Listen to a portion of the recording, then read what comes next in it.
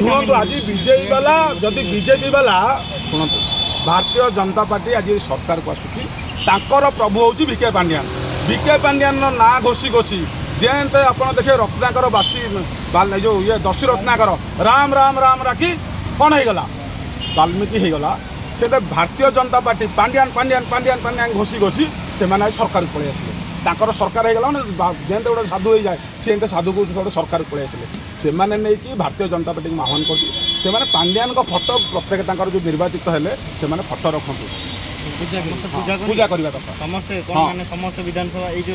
जो भारतीय जनता पार्टी से नाम घोषुले जी थर से राम को घोषु नी जी थर जगन्नाथ को घोषु नी से थर से दिन को पांड्यान ना घोषुले हाँ कले से कथा कहूँ तो मुझे द्वितीय कथा कहली द्विमत कथा कहनी तो किसी चर्चा होती बीजेपी पांड्या